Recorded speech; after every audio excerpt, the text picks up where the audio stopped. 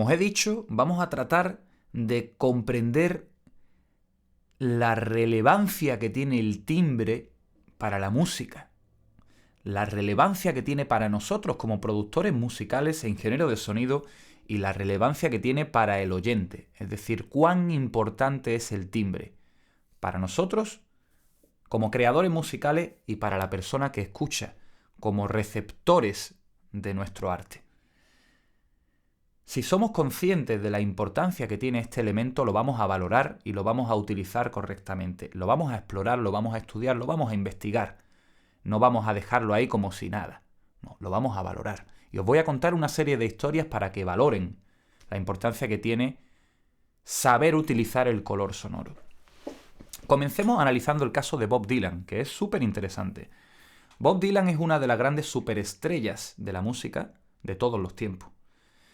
Es un músico y poeta norteamericano que proviene de la tradición del country, es decir, él cantaba country. El country es una música que está muy conectada con el blues.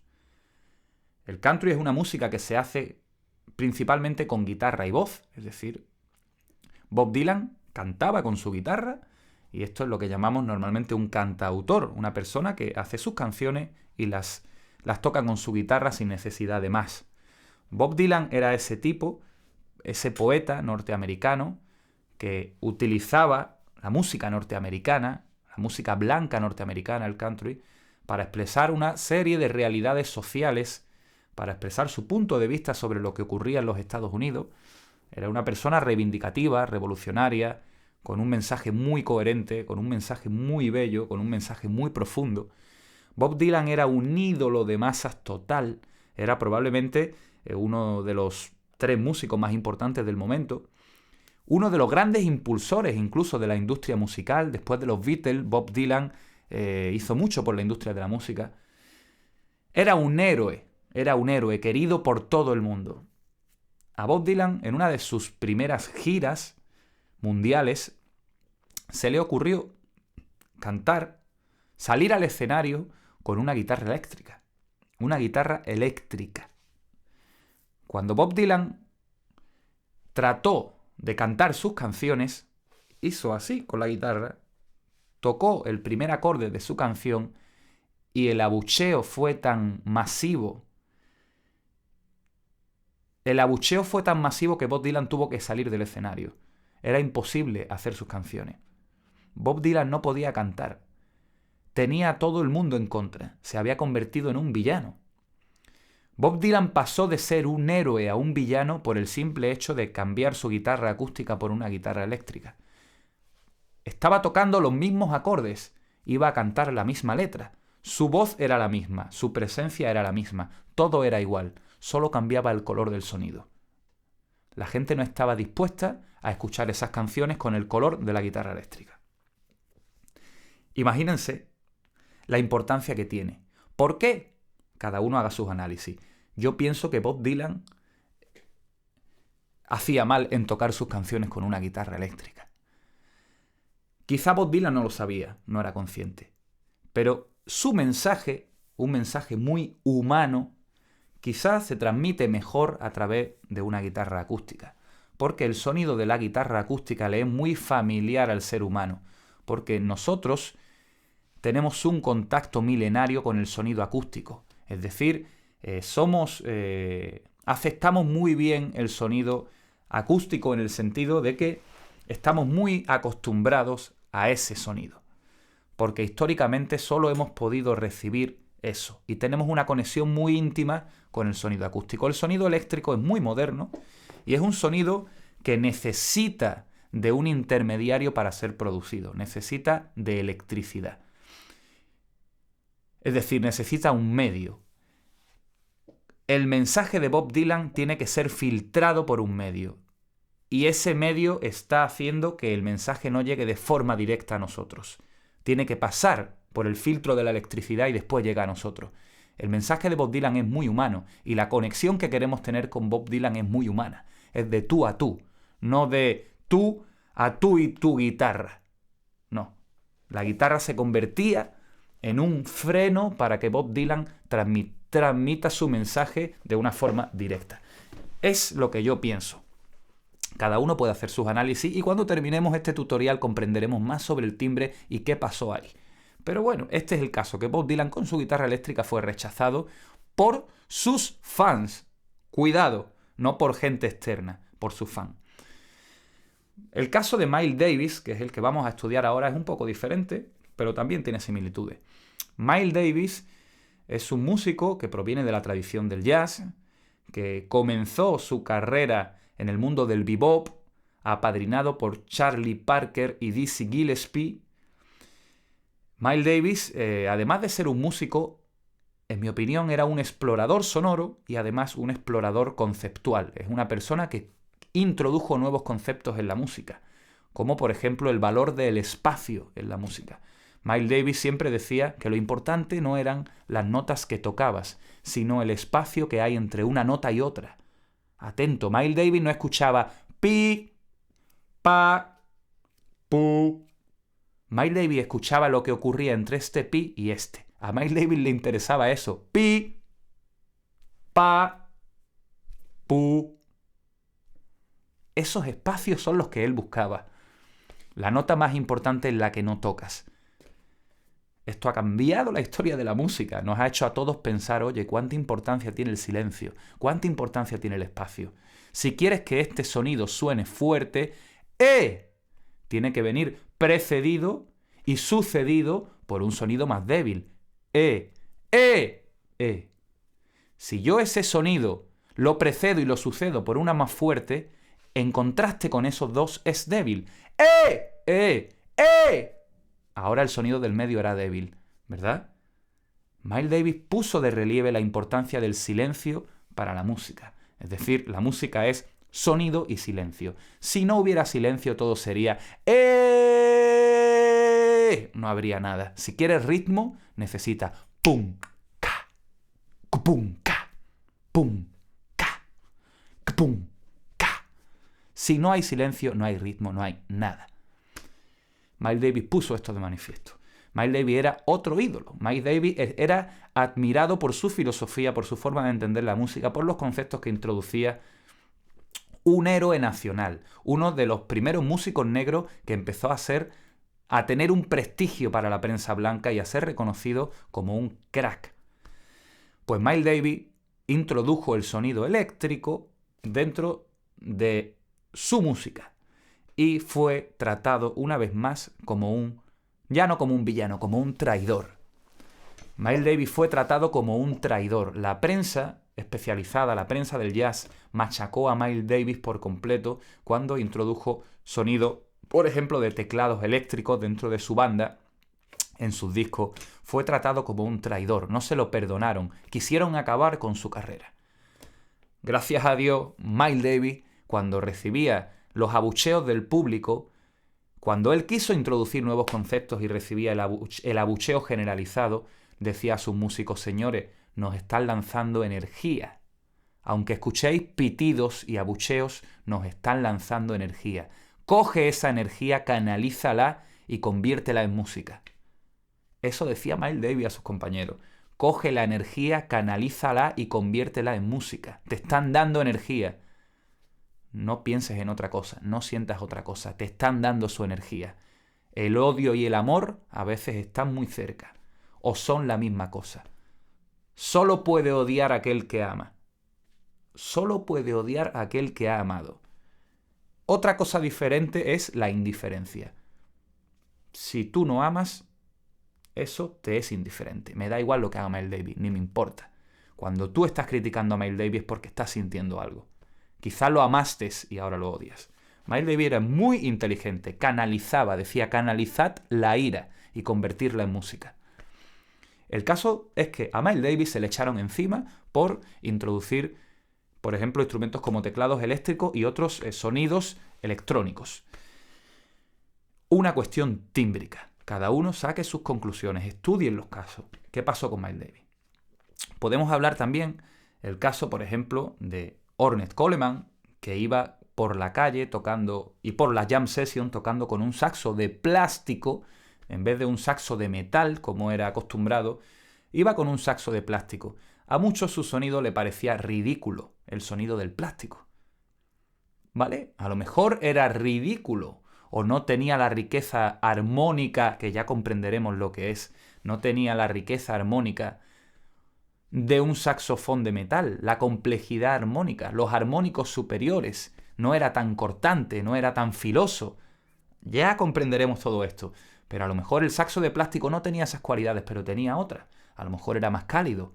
Fuera lo que fuera, Ornette Coleman iba con un saxo de plástico por su sonido, iba con un saxo de plástico por su color, y estaba haciendo algo que nadie quería hacer. Y pensaban que era un borracho, pensaban que era un tirado. Cuando entraba en la jam session a veces lo echaban a patadas del escenario. Ornette Coleman revolucionó el mundo del sonido y el mundo de la música. Y en su búsqueda de otro color demuestra la importancia que tiene el timbre. Ese gran revolucionario de la música comenzó pensando: necesito otro timbre, algo que me distinga de los demás. Y buscó en el saxo de plástico algo. Quizá el plástico era un sonido... no era un sonido lujoso, pero quizá él no quería ser un tipo lujoso. Y él manifestaba su ser un tipo cualquiera, manifestaba ser uno más en el mundo y no ser una gran estrella, lo manifestaba gracias al color de su saxo. Porque su saxo era plástico, era algo que podía comprar cualquiera, era algo que encontrabas en cualquier lado. En un mundo de plástico, yo soy uno más tocando en un saxo de plástico. Y transmitía su mensaje. Ornette Coleman revolucionó el mundo del sonido. Si quieren informarse sobre Ornette Coleman, les recomiendo un documental llamado The Shape of Jazz to Come, la dirección del jazz que vendrá, la dirección del jazz del futuro. Ornette Coleman sacó un disco antes de cambiar el mundo diciendo: aquí podéis escuchar la dirección que va a seguir el jazz. The Shape of Jazz to Come. Igual que Warren G, cuando hizo el productor de la West Coast, productor de G-Funk, hizo Regulate G-Funk Era. Estoy regulando, poniendo las normas del sonido G-Funk, de lo que será en la West Coast. Sabía muy bien lo que hacía, poniendo normas, diciendo el G-Funk se hace así. Ornette Coleman dijo: el jazz se va a hacer así. Y todo esto pasa por el sonido. Los cambios que se van a introducir pasan por el sonido, pasan por el color. Eso dijo Ornette Coleman. Analizamos otro caso. Me dais un segundito que le pego un buche al agua.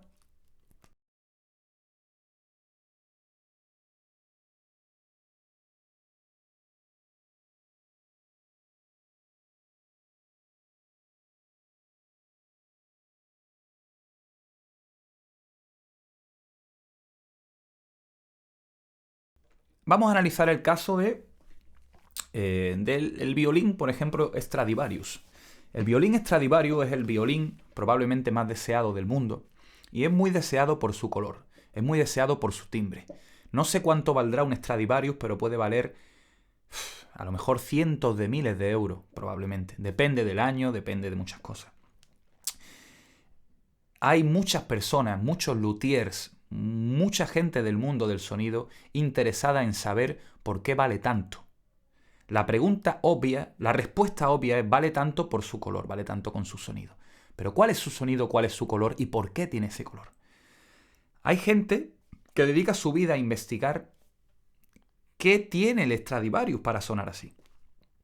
El nivel de friquismo es tan grande que se llega a decir, yo he dado masterclass con personas que son investigadores o exploradores sonoros y he llegado a escuchar que el Stradivarius, el barniz del Stradivarius está fabricado, está creado con unas conchas de cangrejos que se dan en una zona, si no me equivoco, de la estepa rusa, en unas zonas donde hay un frío muy importante, y estas conchas de cangrejo, que tienen un color naranja, son machacadas, se crea un polvo, con ese polvo se crea un barniz y con ese barniz se hace el Stradivarius. Ese barniz, hay quien dice que puede ser la clave, ahí está la clave del sonido del Stradivarius. Unos estaban creando barniz de una forma, otros estaban creando de otra. Unos estaban utilizando unos tipos de madera, otros estaban utilizando otras. Hubo un tipo que fue el señor Stradivarius, que en su búsqueda, en sus exploraciones, encontró en ese material, en la concha de cangrejo, encontró algo que le daba un sonido increíble. Y el mundo está loco buscando qué es ese algo.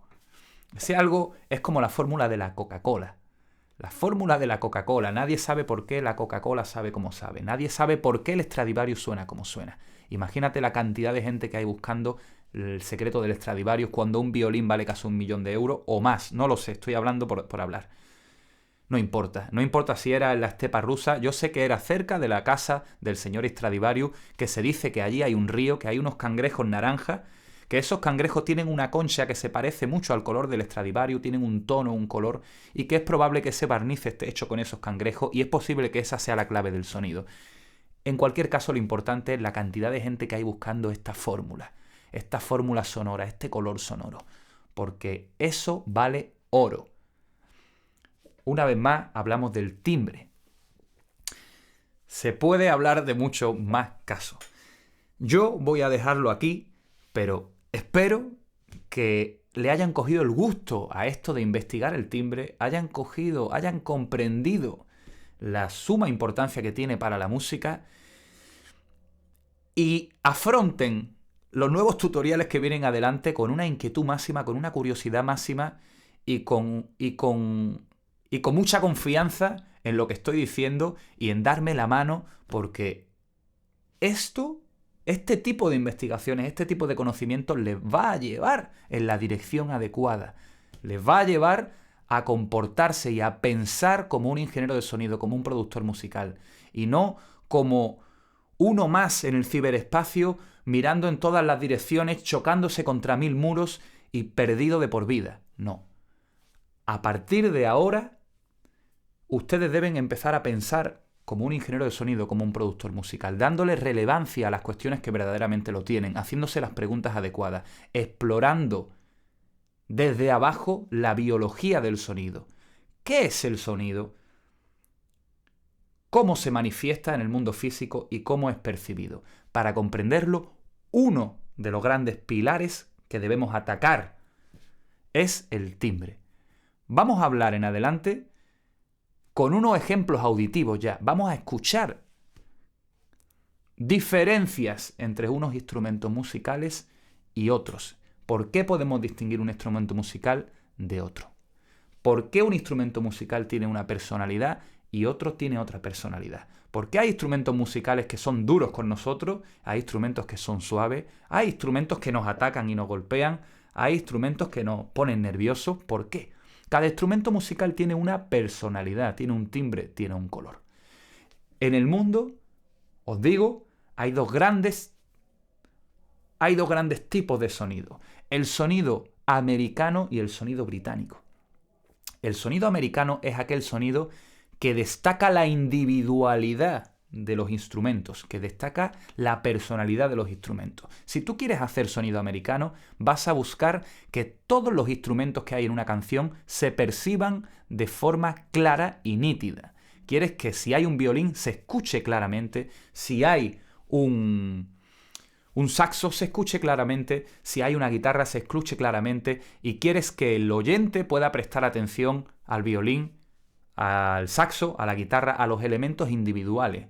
Quieres resaltar la individualidad de los instrumentos por encima del conjunto. En la sociedad americana, señores, el individuo, el ego, ¿vale? No es más que una manifestación de la mentalidad americana, de la cultura americana. Siempre os digo, música, vida, sociedad, todo va unido. Este es el sonido americano. Oh, baby, ¿vale? Este es el sonido americano. Limpieza, claridad, nitidez.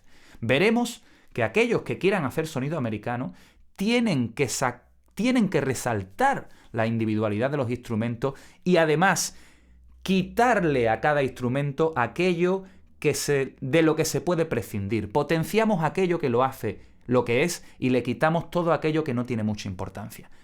Otro tutorial hablaré sobre el sonido americano, pero quédense con esta cuestión. Es una cuestión tímbrica. Si quieres hacer sonido americano, resalta su individualidad, personalidad de los instrumentos. Para eso tendrás que conocer cuáles son los armónicos de cada instrumento. Cuestión tímbrica.